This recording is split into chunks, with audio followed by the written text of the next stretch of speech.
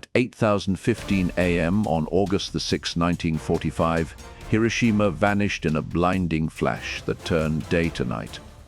In a single moment, a thriving city was erased, and the world crossed a threshold it could never return from.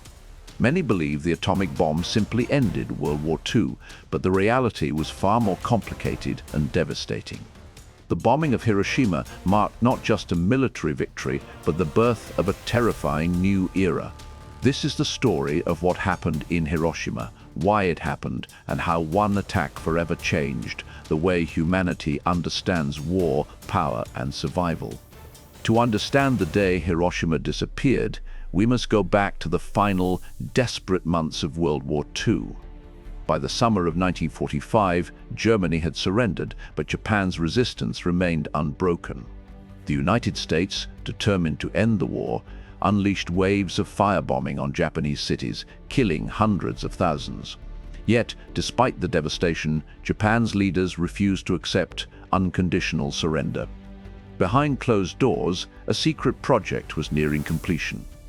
The Manhattan Project, involving thousands of scientists and billions of dollars, had produced the most powerful weapon ever conceived. On July the 16th, 1945, in the deserts of New Mexico, the first atomic bomb was tested.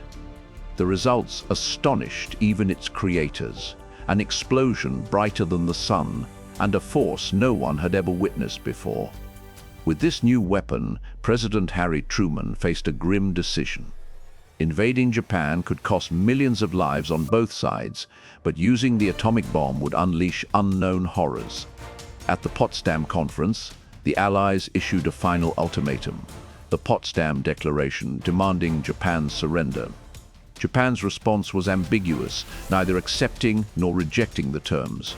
Truman, convinced a swift end to the war was necessary, authorized the use of the atomic bomb. The decision was shrouded in secrecy, with only a handful aware of what was about to unfold.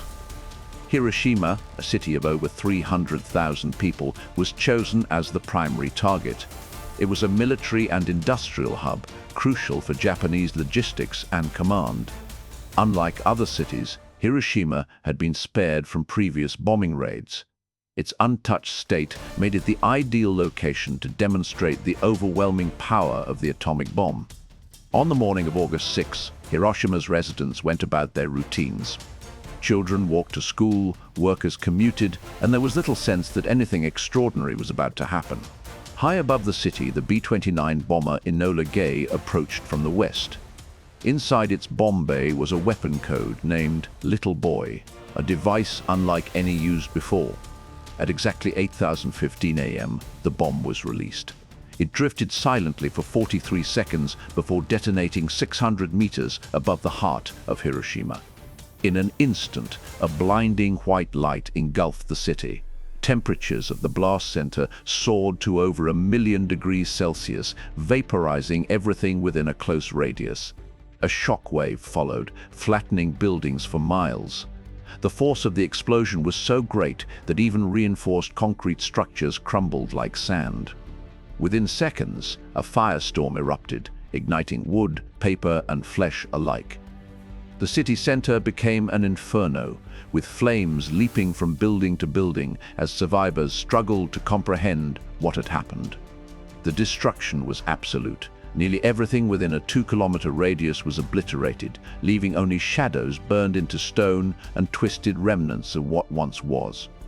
Tens of thousands died instantly, some vaporized, others crushed beneath collapsing buildings or incinerated in the fires. For many, there was no time to react, no chance to escape. Those who survived the initial blast faced unimaginable suffering. Severe burns, blindness, and wounds from flying debris left people wandering in shock, searching for loved ones in the ruins. Radiation, an invisible killer, began its deadly work.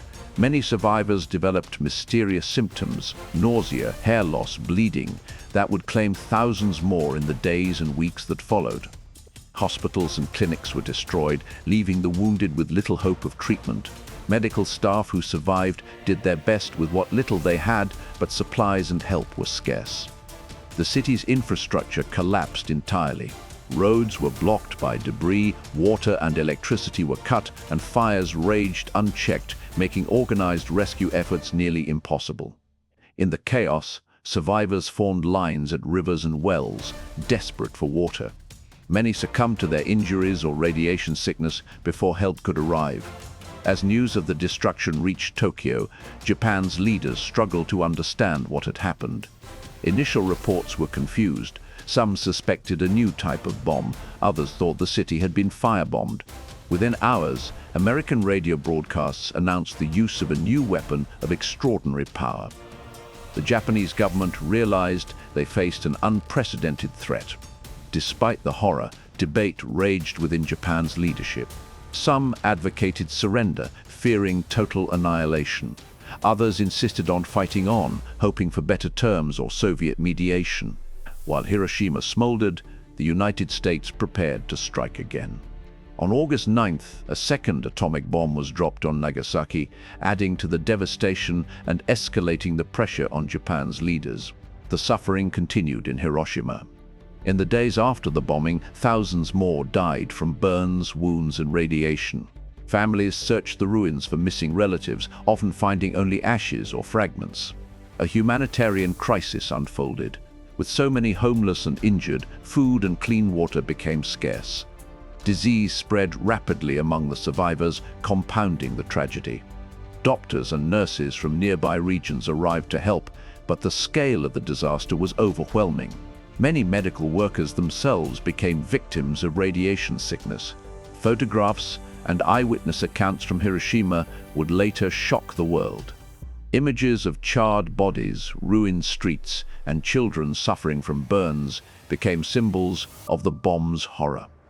On August 15, 1945, Emperor Hirohito made an unprecedented radio address announcing Japan's surrender. For many Japanese, it was the first time hearing their emperor's voice and the first time learning of the atomic bomb's existence. The official surrender was signed on September 2nd aboard the USS Missouri, bringing World War II to a formal end. The world had changed forever in less than a month. News of the atomic bomb's destructive power spread rapidly across the globe. Shock, fear, and awe mingled as people grappled with the implications of this new weapon. The United States emerged from the war as the undisputed military superpower, possessing a weapon no other nation could match. But the demonstration of atomic might also unleash a wave of anxiety and uncertainty. For the Soviet Union, the atomic bomb was both a threat and a challenge. Stalin accelerated his own nuclear program, determined to break America's monopoly on this new technology. The atomic bomb's use in Hiroshima and Nagasaki marked the dawn of the nuclear age. From this moment, the balance of power between nations would be measured not just in armies, but in the ability to destroy entire cities in seconds. The world entered a new era of deterrence and brinkmanship. The threat of nuclear annihilation would shape international relations, military strategy, and the fears of generations to come. War itself changed. No longer were only soldiers and battlefields at risk. Entire populations and cities became potential targets in the age of nuclear weapons. The devastation of Hiroshima forced leaders and scientists to confront the ethical and moral consequences of their actions. The question of necessity, was the bombing justified or was there another way, would haunt history for decades. Debate over the atomic bomb's use continues to this day. Some argue it saved lives by ending the war quickly, while others see it as an unnecessary tragedy inflicted on civilians. Survivors of Hiroshima, known as hibakusha, became living witnesses to nuclear horror. Their stories of loss, survival, and resilience would inspire movements for peace and nuclear disarmament around the world. Hiroshima's ruins became a symbol not just of destruction, but of hope and remembrance. The city was rebuilt, and memorials were erected to honor the dead and remind future generations of the cost of war. The atomic bombing of Hiroshima was not just the end of World War II. It was the beginning of a new kind of fear, one in which humanity now possessed the means to end itself in moments. The legacy of Hiroshima is a warning etched in history. It asks us to consider the price of power, the limits of war, and the responsibility that comes with technological progress. For many, Hiroshima is a turning point, a moment when the promise of science became inseparable from the threat of self-destruction. It forced the world to ask difficult questions about ethics, survival, and the future. In the years that followed, treaties, protests, and movements for disarmament sought to prevent another Hiroshima. Yet, the nuclear threat has never fully disappeared. Hiroshima's story is not only about loss, but about the choices societies make when faced with unimaginable power. It is a reminder that technological achievement without wisdom can lead to tragedy. Today, Hiroshima stands as a city rebuilt from ashes. Its Peace Memorial Park draws millions, urging visitors to remember, not just the dead, but the lessons learned at such terrible cost. The events of August 6, 1945, challenge us to look beyond simple explanations. The bombing did not simply end a war, it reshaped the very nature of conflict and the meaning of security. For decades, the narrative was that the atomic bomb saved lives by forcing Japan's surrender. But this view overlooks the suffering endured and the enduring shadow cast over the world. Understanding Hiroshima means recognizing that history is rarely as simple as we wish. The choices made then continue to shape the dilemmas we face now about war, peace, and the future of humanity.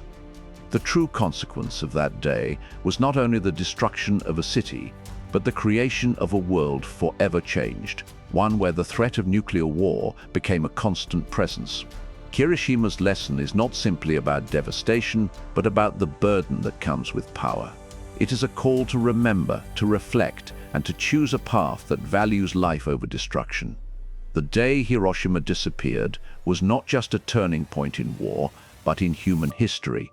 It marked the moment when our greatest achievements and our deepest fears became inseparable. Hiroshima's story endures not because of what was destroyed, but because of what it teaches us about the choices we make and the future we share.